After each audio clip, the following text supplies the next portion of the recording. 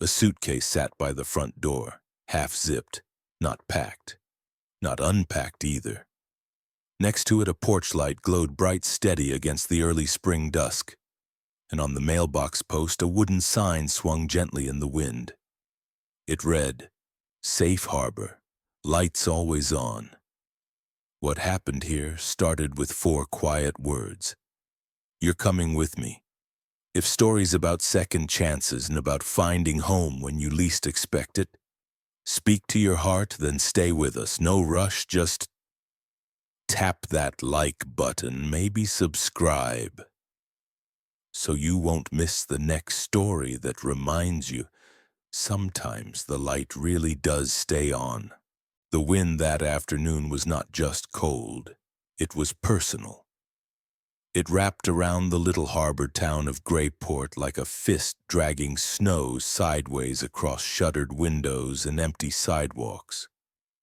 A neon sign flickered above the only diner still open, Maggie's Grill. Half of the letters were out, leaving just Mag-ill to glow against the storm. Inside, Thomas Reed pulled his jacket tighter as he slid a half-eaten slice of pie into a takeout box. He left a few bills under his coffee mug, nodded at the waitress, who barely looked up, and pushed the door open. The wind hit him like a slap. Thomas was 44. The kind of man whose face had been shaped by salt air grief and the quiet labor of fixing things no one else wanted to fix. A boat mechanic by trade, a widower by circumstance, a father by necessity. He adjusted his cap, glanced down the street toward his truck, then paused. Something felt off. A wrong shape in the corner of his eye. Under the diner's narrow awning, half sheltered from the snow, sat a woman in a faded military jacket.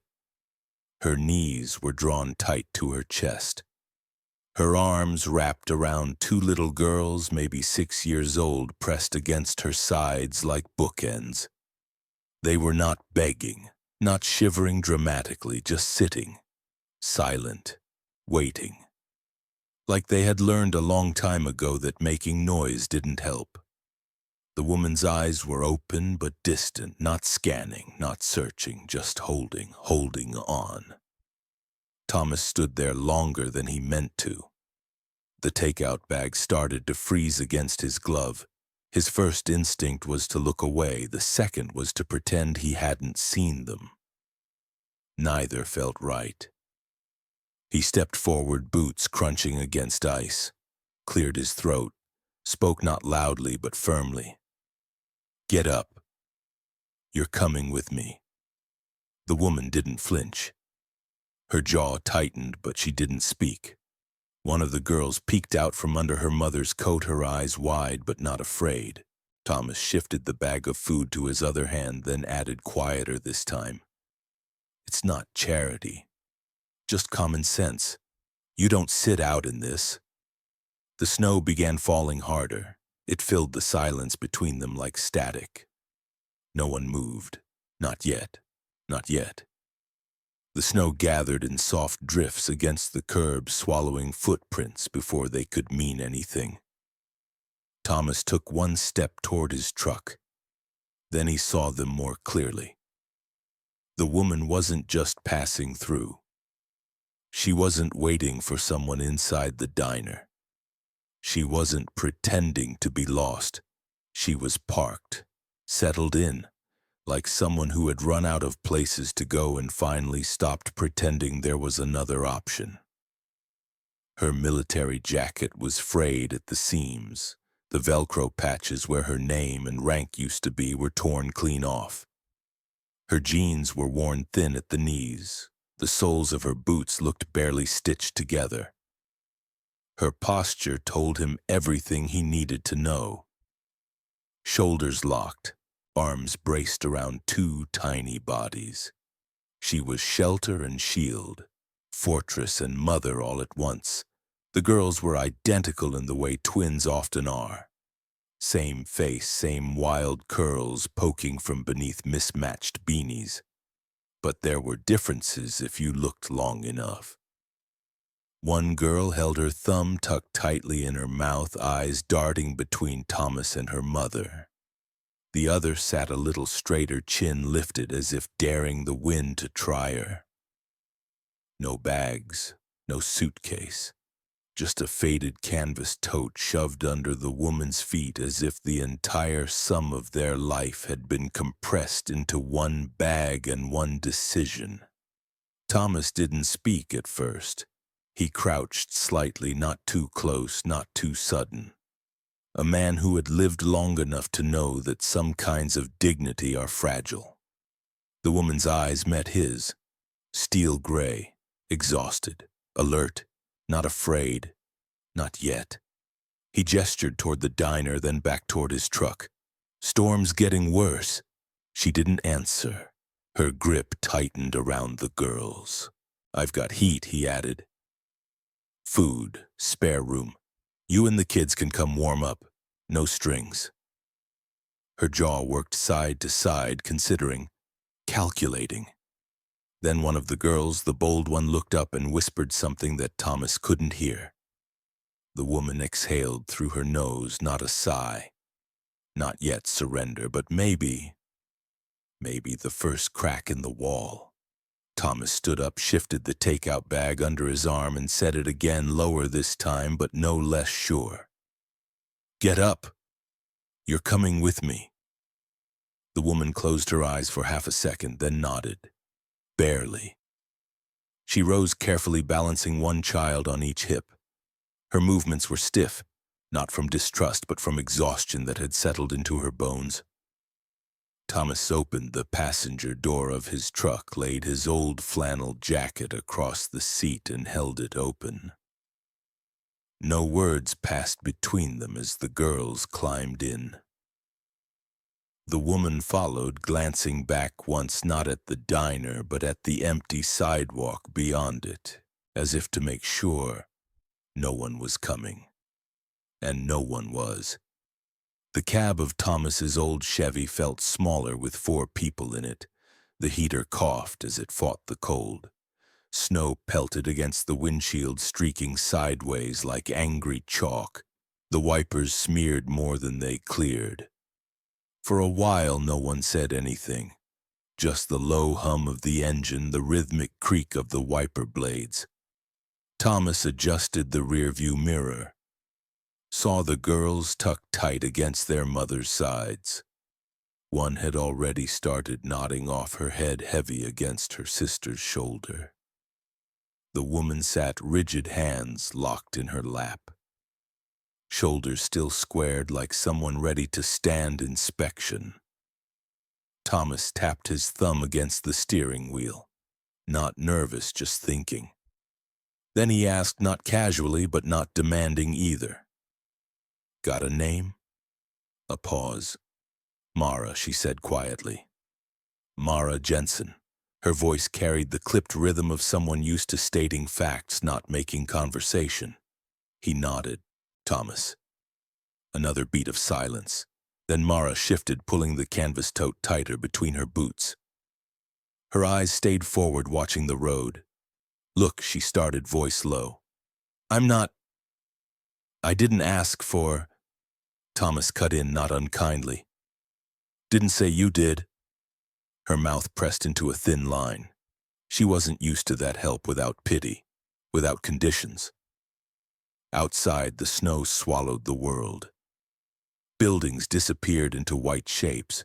Streetlights glowed like distant ships. Thomas kept one hand steady on the wheel, the other adjusted the heater dial up another notch. "House is 10 minutes out," he said. "Got heat, food, spare blankets. You and the girls can figure out whatever comes next. Tomorrow." Mara didn't respond, but her shoulders eased. Not much, just enough to notice. Then one of the girls' voice, soft, half asleep, murmured, "Mommy, where are we going?" Mara blinked, swallowed hard, opened her mouth. No words came. Thomas answered instead, his voice steady. "Home. Just for tonight." "We're going home." No one corrected him. No one needed to. The truck rumbled over the last narrow road tires, crunching against packed snow. Out here, past the edge of town, the world fell quiet. To the left, the shoreline opened up. The docks stood like tired skeletons against the frozen bay. Fishing boats bobbed beneath heavy ropes glazed in ice. And then, there it was, Thomas's house. A modest two-story cabin, cedar shingles weathered to soft gray. Smoke curled steady from the chimney. Warm light pooled from the kitchen window, spilling across the snow like a welcome mat. But it was the porch light that stood out. Bright, steady, always on. Not a motion detector, not a timer. A choice, a decision to leave something lit. Thomas parked by the side gate, engine ticking as it cooled. He reached over, turned the key, and silence swallowed the cab. For a moment, none of them moved. The world felt suspended. Mara's eyes locked onto the house, guarded but scanning, measuring. She wasn't looking for comfort. She was looking for exits. One of the girls, Lena, maybe whispered, "It's pretty." Her voice was small but real. Thomas pushed the door open. Cold rushed in like a wave. He stepped out, boots sinking slightly into the drift, then opened the passenger side. Held the door without a word. The girls slid down first, stumbling into the snow. Mara followed, stiff, hesitant, one hand always tethered to them. He led them up the wooden steps. The porch creaked under their weight. Wind chimes made from old brass keys rattled above the door. Thomas unlocked the front door with a flick of his wrist. It swung open to a space that smelled like pine, coffee, and wood smoke. The living room was simple but lived in. A sofa that had seen better days. A braided rug with a faded stain that refused to come out. A bookshelf crammed full of paperbacks and boat manuals. On the mantel above a stone fireplace sat an old wooden sign. Letters hand-carved, rubbed smooth by years of fingers tracing them. Safe harbor. Thomas stepped aside, motioned them in. "Shoes off," he said gently. Floors cold. The girls kicked off their soaked boots. Mara hesitated, then followed. Her gaze flicked from corner to corner, not judging, just absorbing. And always, her eyes circled back to the front door, as if checking whether it would stay open or slam shut. The door closed with a soft click. The wind stayed outside, but the cold, it lingered in the silence. For a moment, no one moved. Then Thomas glanced toward the stairwell. Up near the second step, half-shadowed behind the banister, stood a boy. His son, Sam, 10 years old, thin but not frail. A kid who knew how to make himself small when the world got loud. He didn't speak, didn't step forward, just stood there, socked feet, planted hands gripping the wooden rail. His eyes flicked from his dad to the woman, to the two girls now standing awkwardly near the coat rack. The girls noticed him first. One whispered something, probably asking if that was his house. The other poked her sister's side, wide-eyed but curious. Mara stood behind them like a shield, back straight, shoulders squared. Her gaze found Sam's and held it, not threatening, not pleading. Just steady. Thomas cleared his throat. "Sam, we've got guests tonight." Sam didn't answer. He didn't nod, but his grip on the banister loosened. Thomas continued, tone even casual. "This is Mara. And these are—" Mara hesitated just a second longer than expected, then said Lena and Ruby. The girls lifted small hands in uncertain half-waves. Sam didn't wave back, but his eyes softened. Slightly. The kind of shift you'd miss if you weren't looking for it. Thomas gestured toward the kitchen. "Why don't you help me set the table, bud?" Sam didn't argue. He turned silent and padded toward the kitchen, the floor creaking under his steps. As he disappeared around the corner, the two girls followed him with their eyes, whispering something only siblings can decode. Mara finally exhaled. Not relief, not yet, but something close. She glanced again at the front door, still open, still unlocked, and for now, still an option. The kitchen wasn't large, but it felt fuller than it had in years. Thomas moved like a man who'd done this routine 1,000 times. Opened cabinets, pulled plates, set forks down with the gentle rhythm of someone who knew exactly where everything belonged. Sam slid into his usual seat without a word. Mara stood awkwardly by the doorway, unsure if she was a guest or something else. The girls hovered close to her knees, clutching each other's hands like lifelines. Thomas didn't make a show of anything. He grabbed a pot from the stove beef stew, still warm, and set it in the center of the table. Beside it, a basket of dinner rolls, slightly overbaked. He glanced toward Mara. Sit. Simple. Not an offer. Not an order. Just a space made open. Mara hesitated, then pulled out the nearest chair. The girls climbed onto either side of her, fingers trailing nervously along the edge of the table. Thomas ladled stew into bowls, passed one to Sam, then to Mara, then to each of the girls. No one spoke. Forks scraped gently. The clock ticked above the fridge, its sound louder than it should have been. Sam tore a roll in half, passed it silently toward Lena, who blinked surprised, then took it with both hands. Ruby reached for the butter but couldn't quite get it. Sam slid it closer without looking up. Small things, wordless things. Mara watched all of it with a soldier's eyes, scanning, cataloging, bracing for something that never came. Thomas finally broke the silence, not with questions, but with something safer. "Got a storm cellar out back," he said, voice steady, "in case this thing turns worse overnight." Mara nodded, spoon halfway to her mouth. "Good to know." Another quiet beat. Then Lena, soft but clear, asked, "Do you have a dog?" Sam shook his head. "Used to. Not anymore?" Lena nodded, like that made sense. Ruby leaned against her mother's side, half asleep, spoon still in hand. The stew disappeared faster than anyone expected. Hunger did that. Thomas stood, gathered bowls, rinsed them without asking for help. Sam handed over the bread basket.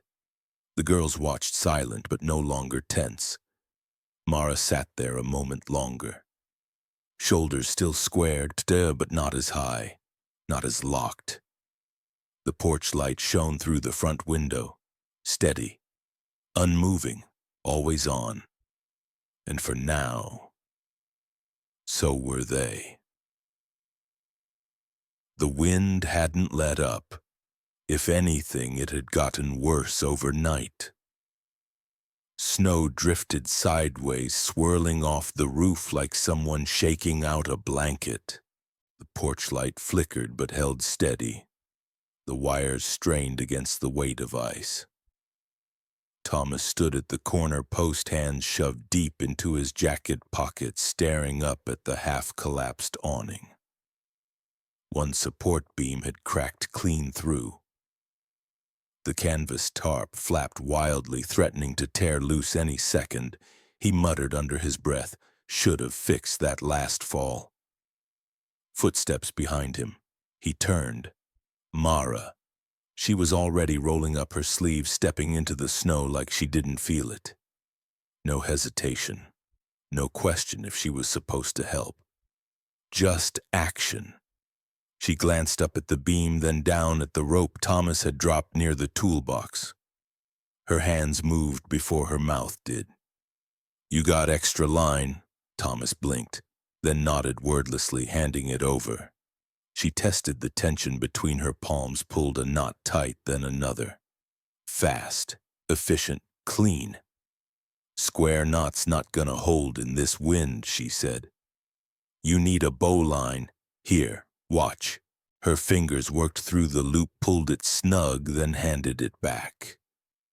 No lecture, just knowledge passed like a wrench from one mechanic to another.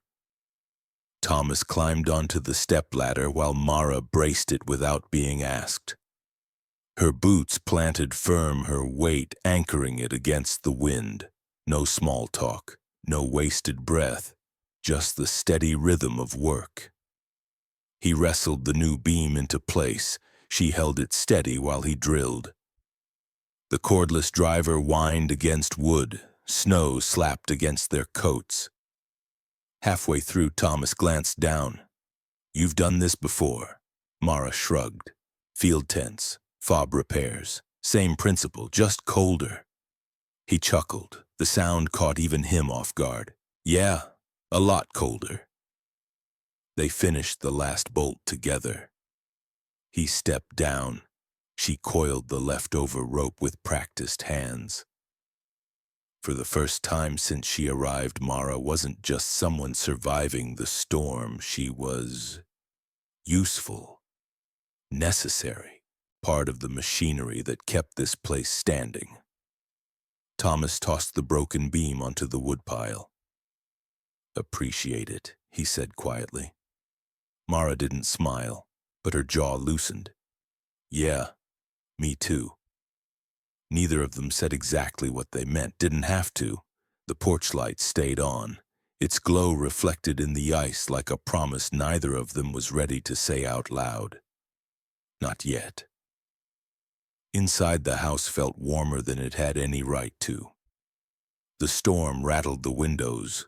Wind howled against the siding. But in the living room, the only sound was the soft shuffle of cardboard, plastic, and tiny wooden pieces. Sam sat cross-legged on the braided rug, hunched over his latest project, a model fishing boat. Half built, half forgotten. His fingers worked the tiny mast, adjusting it back into place. Across from him, Lena and Ruby crouched, not speaking at first, just watching. Curious. Careful. Sam didn't look up, but he knew they were there. Lena shifted closer. Her hand hovered over a pile of miniature sails, then pulled back. "Can I?" Sam paused, nodded. "Yeah, that's the mainsail." Her eyes lit up just barely. Ruby scooted beside her, pointing. "What's this piece?" Sam glanced over. Boom! Holds the bottom of the sail. Ruby turned it over in her hand like it was some kind of treasure. For a while, that was all it was. Small hands passing small pieces, no big words, no big rules, just something being built together. Lena pressed the sail into place, crooked at first. Sam reached over, not to take it away, but to guide her fingers. "Twist it like this." Her tongue peeked from the corner of her mouth as she concentrated. Ruby handed him the glue like an assistant in a surgery. A soft chuckle escaped Sam. He hadn't meant to, but it was there. Real. The clock ticked on the wall. The storm outside faded into background noise like distant waves, no longer something to fear. Mara passed by the doorway, slowing just a little. She didn't step in, didn't interrupt. But she watched as her daughters leaned closer to this boy they'd known for less than a day. Watched as his guarded shoulders eased. Watched something small, quiet, and impossible start to grow. Sam pressed the final mast into place. Sat back. "Looks good." Lena smiled. Ruby beamed. No one said the obvious thing. That for a few precious minutes. None of them felt like strangers anymore. The storm quieted just enough to hear the creak of dock lines beyond the window. Thomas stood at the workbench in his small mudroom fingers, testing a frayed coil of rope. It had split near the end, bad knot last season, probably. He pulled it tighter, frowned. Behind him, footsteps. Light. Familiar now. Mara. She leaned against the doorway, arms crossed, scanning the cluttered space. Shelves full of tools, hooks with life vests, a rusted compass nailed to the wall. Thomas didn't turn, just kept working the line between his hands, then asked casual but not careless. "You know how to tie a bowline?" Mara didn't answer right away, but when she did, her voice was steady. "I know 12 ways to tie one, and 6 more that'll hold better in the rain." Thomas smiled, small under his breath. Figures. She stepped closer, took the rope from his hands without asking. Fingers moved fast, loop, twist, pull. The knot formed, clean, neat, locked tight. "That'll hold," she said simply. Thomas nodded.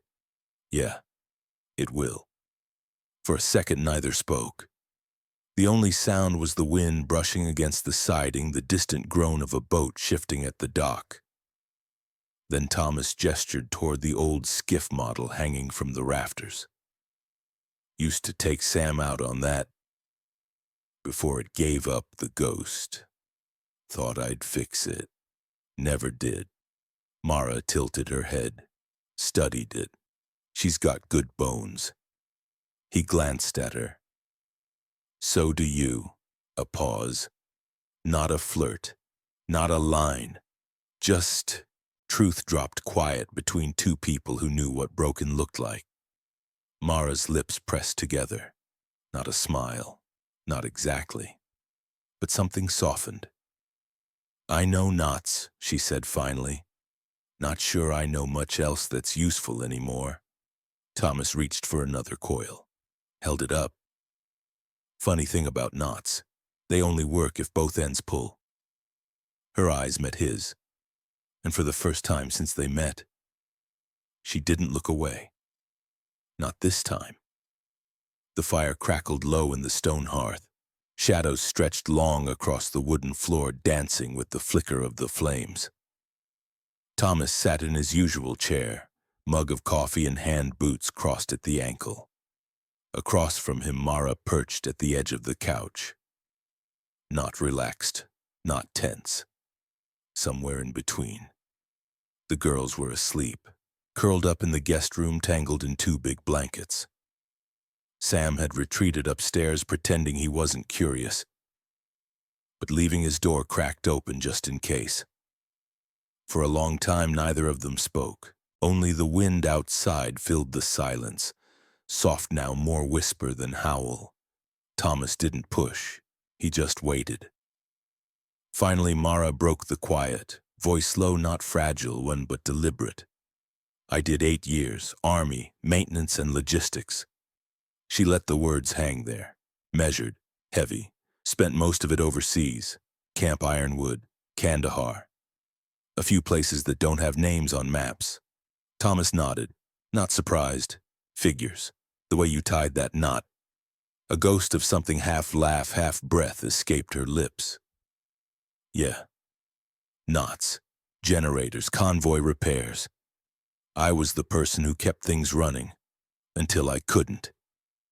Her fingers traced the rim of her mug, not looking at him, looking somewhere else. "I came back stateside 2 years ago. Thought it'd get easier." She paused. It didn't. Thomas shifted, but still said nothing. "My husband, well, guess he signed up for the version of me that left, not the one that came home." Her voice didn't crack, but it frayed. "Around the edges I tried, but you can't fix something if only one person's holding the wrench."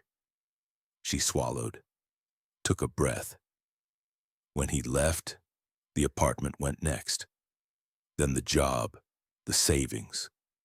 Her eyes lifted, met his for the first time since she started speaking. Then there was just this. Me, them, nowhere to be. Nowhere that wanted us. Thomas leaned forward, elbows on his knees.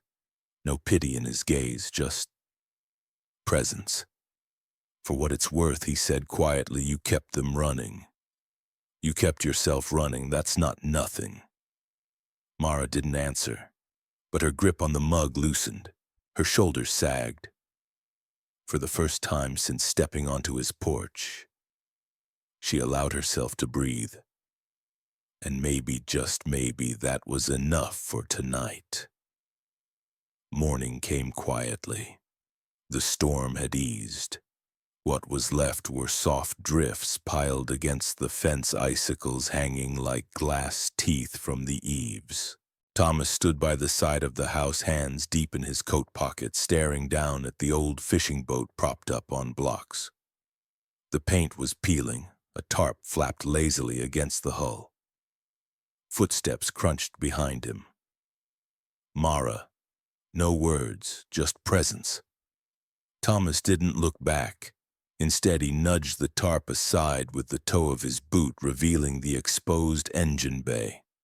Then, like asking whether someone wanted coffee, he said, "You know your way around a diesel." Mara blinked once, then stepped forward. Hands slid into her back pockets as she leaned over the open hatch. "Perkins 41108, she asked, tapping the rusted edge. Thomas grinned. "You tell me." She crouched, fingers tracing the worn lines of hoses and bolts, checked the filter, eyed the cracked belt. Starters shot, fuel lines leaking, alternators hanging on by spite. Thomas chuckled. "So, standard." Mara nodded. "Standard."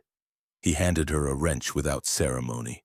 No speech, no explanation. She took it, fitted to a bolt, tested the resistance. Her movements were automatic, muscle memory from another life. Thomas knelt beside her, tapping the side panel. "Figured I'd scrap it last year, but couldn't.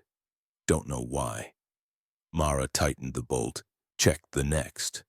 Maybe because things that still got a chance deserve one. Their eyes met briefly. Neither looked away. No more words were needed.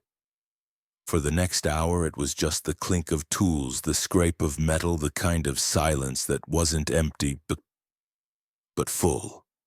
Full of hands working, full of something being rebuilt together.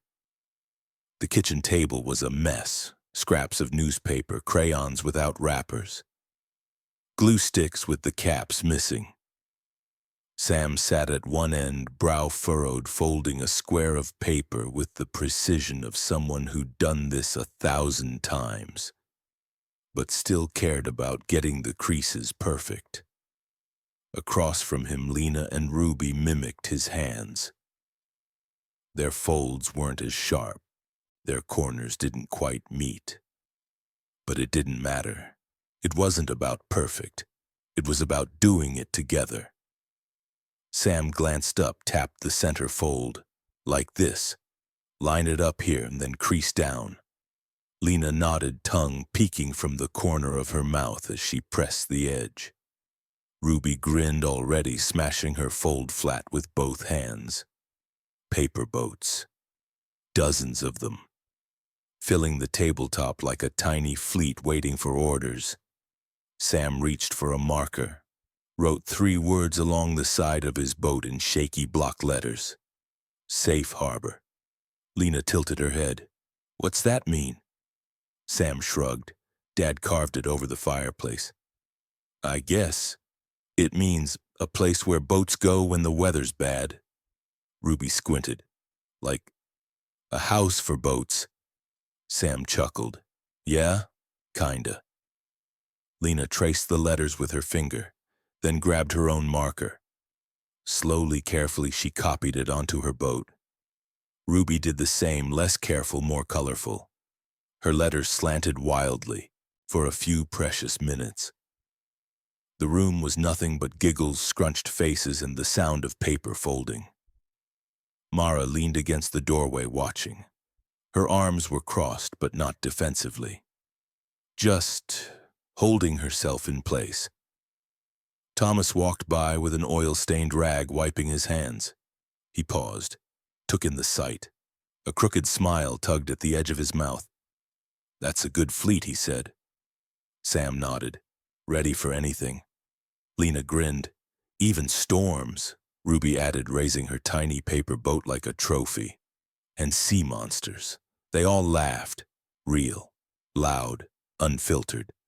The kind of laugh that fills walls, that makes a house feel less like wood and nail and more like something alive. Mara blinked fast, looked away, pretending it was just the sunlight in her eyes, but even she knew. That was a lie. The kettle whistled. Mara stood at the kitchen counter, staring at her phone like it had just spoken a language she wasn't sure she wanted to understand. The subject line was simple. Position offer, Portland Logistics Group. She tapped it open, skimmed, full-time, benefits, relocation assistance, start date negotiable, a good job, a real one, not temp work, not patching things together day by day. Her thumb hovered over the reply button, didn't move. Behind her, laughter floated in from the living room. Sam, Lena, Ruby, something about crayons and a paper boat war. Someone declared mutiny, someone else screamed in delight. Mara closed her eyes, her shoulders curled forward. The offer felt heavy, too heavy, like it carried more weight than pixels should be allowed to hold. Portland meant stability, income, a future. It also meant leaving. Leaving the house with the porch light always on. Leaving Thomas. Leaving the quiet repairs, the steady hands, the coffee that was always a little too strong. She rubbed a thumb against the corner of her phone like maybe she could wear the decision smooth. Thomas stepped into the kitchen, not abrupt, just present, like he always was. He poured himself a mug of coffee, glanced over. "You okay?" Mara hesitated, debated lying. Couldn't. She turned the phone screen toward him. "Got a job offer." Thomas read it. Didn't flinch, didn't smile either, just nodded. "It's a good job," Mara swallowed. "Yeah, it is." Silence stretched between them. Not uncomfortable, but not easy either. "Portland's not that far," Thomas said quietly. Mara shook her head. "It's far enough." He didn't argue, didn't try to talk her out of it, just sipped his coffee. Watched her wrestle with something she hadn't named yet. Her hands gripped the edge of the counter, white-knuckled, breath shallow. Because Portland meant safety, and it also meant starting over, alone, again. The kettle hissed louder. Neither of them moved to turn it off. Mara finally whispered, barely audible, "I don't know what's worse, leaving or staying." Thomas set his mug down. Soft, deliberate, either way. "You've got a harbor here, if you want it." Her eyes snapped to his, wide, wet, unsure whether that made the decision easier or harder. The guest room felt smaller at night. Mara sat cross-legged on the floor, suitcase open in front of her. The zipper rasped louder than it should have. Her hands moved on muscle memory fold press stack. Shirts, socks, the girls' jackets, the faded teddy bear Ruby couldn't sleep without. She paused, stared at it, pressed it against her chest for a second longer than made sense. Then set it inside. The lamp on the nightstand cast a soft cone of light. Beyond it, the rest of the room fell into shadow. The girls were asleep, curled together in the corner bed, breathing slow and deep. Oblivious. Mara's throat tightened. Her hands faltered. This wasn't the first time she'd packed like this, quick, quiet, before someone could notice, before someone could convince her otherwise. But it was the first time. It felt wrong. The paper boat sat on the dresser, the one Ruby had made. Crayon letters scrawled sideways across the side. Safe harbor. Mara reached for it. Fingertips brushed the edge, then pulled back. No, not yet. The zipper stuttered as she tugged it shut, each tooth clicking into place like the lock on a decision she wasn't sure she wanted to make. Footsteps creaked in the hallway. She froze, listened. Not the girls, not Sam. He was upstairs, Thomas. He didn't knock, didn't open the door, just stood there. On the other side, silent, like he knew, like he'd always known. Mara closed her eyes, let her head fall forward into her hands, breathing shallow, sharp. The wind pressed against the windows, not as loud as before, but still there. Always there. The wood floor creaked. Mara sat on the edge of the bed, hands locked together so tight her knuckles had gone white. The suitcase stood by the door, zipped, waiting. And so was he. Thomas leaned against the doorframe, one hand pressed flat against the worn trim. He didn't cross the threshold, didn't step in, just stood there, present, unmoving. The silence stretched between them, thin but not brittle. His voice, when it came, was quiet. Rough. You know. I used to wonder if it made sense, leaving that porch light on. Mara didn't answer, couldn't. Thomas let his gaze drift toward the front window where the warm glow still spilled onto the snow-dusted ground. Sometimes I'd think, maybe it's wasted electricity, nobody's coming, nobody's out there, a beat. But then I figured, maybe it's not about who's out there, maybe it's just about what you do. You leave the light on, just in case. Mara's fingers trembled against her knees. Her throat worked to swallow, but no words came. Thomas pushed his palm against the doorframe once.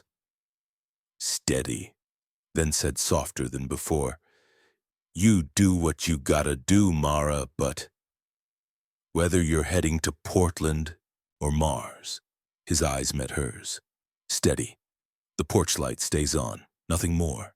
No questions, no reasons, no stay, just that. The wind pressed against the siding. The house held steady. Mara's eyes burned. Not from the wind, not this time. Thomas dipped his head once. Simple. Quiet. Then turned. Walked down the hall. His boots padded against the wood, growing softer. Until the house swallowed the sound completely. And all that was left was the hum of the heater and the soft glow of that porch light cutting a hole in the dark. Morning light crept slow across the wooden floor, soft and cold. Lena was the first one awake. She blinked, stretched, then slid her feet to the floor, quiet, careful, so Ruby wouldn't wake. But Ruby stirred anyway. Twins could feel things before words made sense. Both girls padded toward the door, still wrapped in their two big flannel pajamas. Something felt different. Off. The guest room door stood half open. That's when they saw it. The suitcase, zipped, packed, sitting by the door like a sentence no one had spoken yet. Ruby blinked, stepped closer. "Mom." Mara sat on the edge of the bed, hands clasped tight, shoulders hunched. Her eyes snapped up, caught between guilt and something sharper, fear. Lena's voice was barely a whisper. "Are we leaving?" Mara opened her mouth, closed it. There were words. Somewhere. But none of them sounded right. None of them sounded kind enough, or honest enough, or small enough to fit in this room. Ruby's lower lip quivered, but why? Mara stood too quickly. Palms out like she could stop the flood before it started. "It's just, we have a chance. A job, a real one, in Portland, somewhere safe." Lena shook her head. "This is safe." Mara's breath hitched. "I mean safe, long-term, with a real paycheck, a school, a place." Ruby's hands balled into fists, "But we have a place right here." Lena's chin trembled but stayed high. "Braver. We made a boat, remember, Safe Harbor. You said it." Mara knelt, hands reaching for them, but both girls stepped back. Not far. Just enough to feel the space grow wider. You don't understand, Mara whispered. I have to do this. I have to make sure. Her voice broke. Make sure we don't end up out there again. Lena's eyes filled, but her voice stayed steady. We're not out there. We're here. The silence that followed wasn't loud, it wasn't even angry, it was worse, it was disappointment. Ruby sniffed hard, wiped her nose with the back of her hand. I don't want to go, Lena echoed. Me neither. Mara pressed both hands to her face, rubbed hard, tried to breathe, but no breath came easy. The suitcase sat there, unmoved, heavy, full, just like the choice still waiting. The sound of soft footsteps echoed from the hallway. Mara turned, slowly. Sam stood at the top of the stairs, barefoot, hands tucked into the sleeves of his oversized sweatshirt. He wasn't hiding, not exactly, but he wasn't stepping forward either. He just stood there, watching. His eyes scanned the room, the suitcase by the door. Mara's hands trembling on the handle, the girls red-faced and quiet, now huddled together like something fragile about to break. Sam didn't say a word. He didn't need to. Mara's chest tightened. Something sharp twisted beneath her ribs. There was no judgment in his face, no anger, no disappointment even, just a kind of knowing. The kind that kids who've seen too much tend to carry. Like he'd seen this scene before from the other side. Mara's fingers tightened around the suitcase handle. White-knuckled. But she didn't pull it, didn't zip it, couldn't. Sam blinked slowly. His gaze dropped not to the floor but to the paper boat sitting crooked on the side table, the one with Safe Harbor scribbled in crayon, now slightly crumpled at the edge. Then he looked back at her. Mara swallowed. Her throat felt like sandpaper. Her hand hovered at the zipper. Stalled, paralyzed. It would have been easier if he'd said something, anything.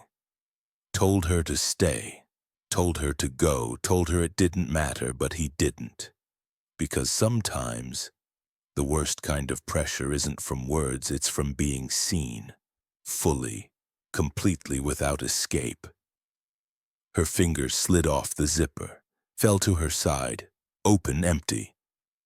The suitcase remained closed, but not locked, not yet.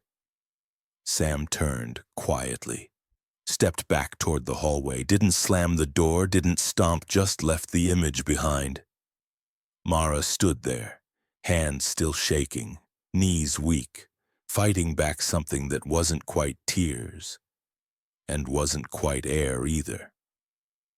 And for the first time since this whole thing began, she realized she wasn't fighting the storm outside, she was fighting the one in here. The zipper gave way with a slow, reluctant hiss.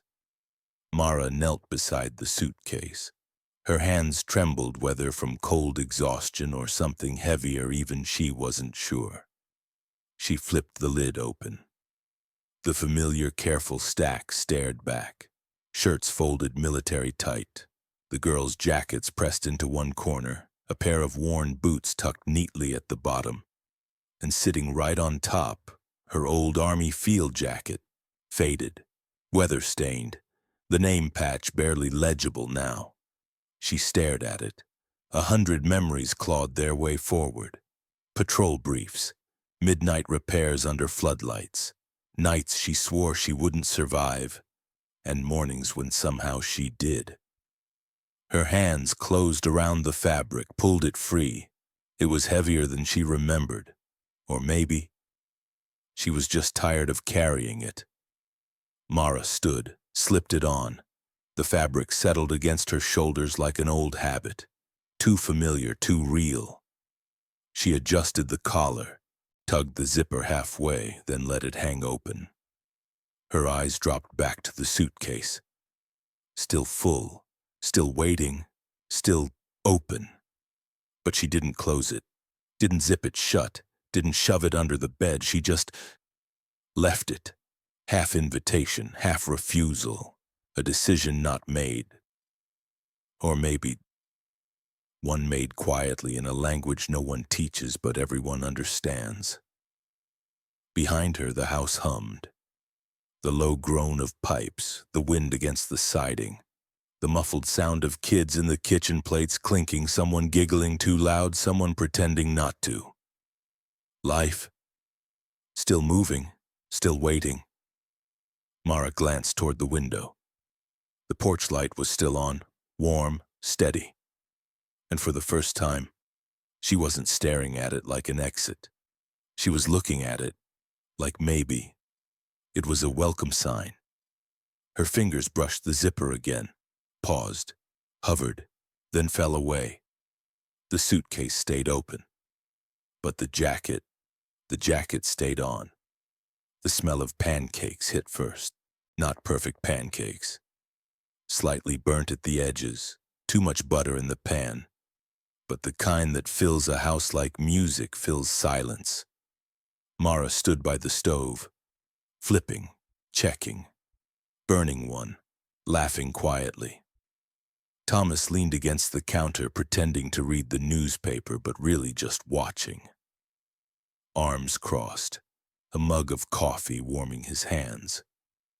Sam sat at the table, helping Lena stir syrup into a chipped ceramic bowl. Ruby was stacking forks badly, insisting the tallest one went in the middle. No one asked why. No one corrected her. It wasn't a perfect morning, not staged, not dressed up, but it was something real. Mara set another plate down, pancakes a little lopsided, scrambled eggs running toward the edge. Not pretty, but edible, she said. Thomas grinned. That's the motto around here. Lena giggled. Ruby gave a thumbs up, then promptly dropped her fork. Sam bent to pick it up before anyone noticed. Mara caught herself smiling, not out of obligation, not for anyone else's benefit, just because. The chatter was simple. Pass the jam. That's too much syrup. Is not. Is too. Thomas refilled coffee without asking. Mara buttered toast without thinking. Sam sliced strawberries like it was his job. None of it was coordinated, none of it rehearsed, and yet it worked. It moved, like something with a pulse, like something that had been waiting, just waiting, for everyone to show up. Halfway through the meal, Mara caught Thomas watching her. He didn't look away, didn't hide it. She raised an eyebrow. What? Thomas shook his head. Nothing. Just nice. Morning like this. Her throat tightened, but not in the bad way. Not the kind of tight that comes before a fall. The kind that comes right before you realize you might not be falling at all. Just landing. For the first time in a long time, Mara didn't feel like someone passing through. Someone temporary. She felt seated, planted, part of something. The porch light was still on, but no one looked at it anymore, because for the first time, the light inside felt brighter. The air smelled different. Spring in this part of the world wasn't loud. It didn't show up all at once. It crept in slow through melting snow-soft mud and the sharp tang of wet wood. Thomas stood knee-deep in the shallows, hammer in hand. The dock groaned under his boots as he pried up the cracked boards. Mara balanced on the beams beside him, passing nails, holding planks steady. No words needed, just the rhythm of shared work. Sam hauled scrap lumber toward the pile, his jacket tied around his waist. His face smudged with dirt, but his grin was real. Easy. A few feet away, Lena and Ruby crouched in the soft soil near the edge of the yard. Their small hands dug deep, pulling at roots and rocks. Between them, a sapling, a tiny maple no taller than their shoulders. The girls argued over the hole. Deeper. It's fine. Dad said roots need space. Sam walked over, grabbed the shovel. Here, let me. Together the three of them worked, dirt under fingernails, socks wet, faces pink from wind and effort. Mara glanced back once, watched the girls pat the soil down around the tiny tree. Watched Sam tie a scrap of blue ribbon around the slender trunk. She didn't ask why. She didn't need to. The dock creaked as Thomas handed her the last board. Their hands brushed. Not accidental, not forced. Thomas smiled small. Funny thing he said, I spent so long thinking this old dock wasn't worth fixing. Mara fit the board into place, stepped back. Turns out, it is. The wind carried the scent of pine, of earth, of something new. The girls stood back from the tree, admiring it, proud. Ruby pressed both palms to the dirt, whispering something Mara couldn't hear. Maybe a wish. Maybe a promise. Thomas wiped his hands on his jeans, glanced toward the house. The porch light was still on. But the day was bright now. Didn't matter. The light stayed on anyway. Not because someone was lost, but because someone had finally come home. The kitchen was warm, not because of the heater, not because of the oven still cooling from dinner. It was warm because it was full. Full of noise, full of footsteps, full of the quiet rhythm that only comes when people stop trying so hard and just start being. Sam sat cross-legged by the table, organizing his scattered model boat parts. Mara dried dishes at the sink, humming something half-forgotten. Thomas leaned against the doorway, sipping coffee that had long gone cold but tasted fine anyway. Lena and Ruby knelt by the fridge, both holding markers, both whispering, giggling, heads close together like co-conspirators. Mara noticed first. "What are you two up to?" No answer, just more giggling. Thomas grinned. Didn't ask, just waited. Finally Ruby stood, smoothed the crinkled paper in her hands. Walked over to the fridge, chose the dead center of the door, pressed it flat. A magnet snapped into place. Lena followed, adding two more magnets, one shaped like a fish, the other a faded lighthouse. Thomas pushed off the wall, stepped closer. His smile faded, but not in a bad way, just softened. Mara wiped her hands on a towel, walked over, stared. The drawing was simple, crayon lines, crooked but certain. A house, their house. The dock out back, the little maple sapling by the fence. And under the porch light, 6 stick figures, Thomas, Mara, Sam, Lena, Ruby. And in the corner, a scruffy little dog someone had drawn, even though no dog actually lived here. Not yet. Above the roof, a yellow halo, the porch light. Big, bright, always on. And below, in wobbly, uneven letters, one word. Home. Mara's hand drifted to her mouth, her fingers pressed against her lips, not to hide a smile, not to stop tears, just to hold the moment still. Thomas cleared his throat. Didn't know we got promoted to a family. Sam chuckled. Guess we didn't get a vote. Ruby beamed. Nope, just is. Lena nodded, folding her arms like someone who'd just declared a law. If the light's on, it means you live here. Silence followed, the kind that doesn't need filling, the kind that holds.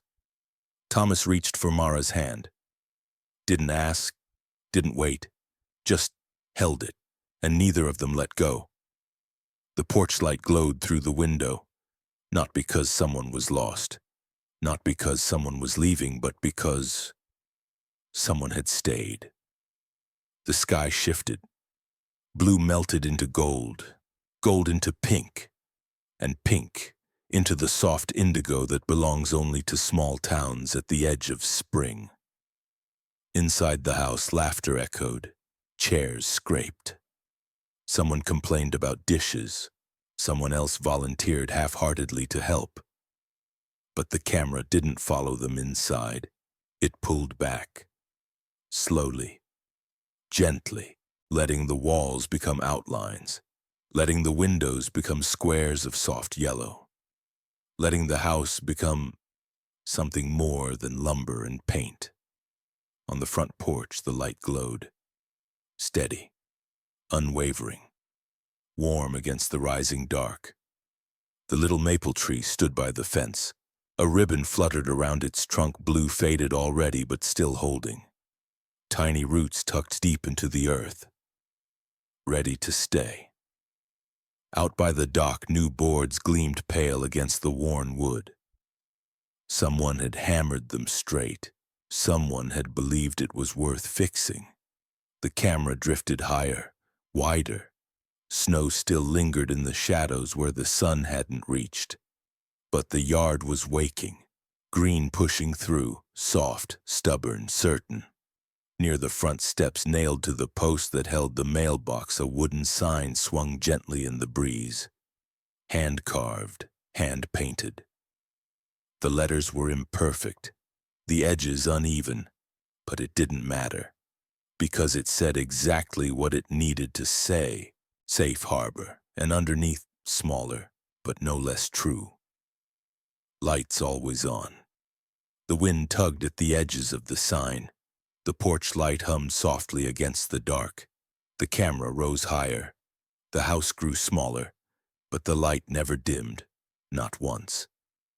Even as the sky deepened, even as the shadows stretched long, even as the world spun quietly toward another night. That house, that porch, that little piece of the world stayed lit. Because sometimes the bravest thing you can do isn't running, it's staying. Staying and leaving the light on, just in case. Fade out, the porch light stayed on. The little maple tree swayed in the breeze, its leaves just beginning to unfurl, small, stubborn, and certain. On the fridge, that crayon drawing still hung.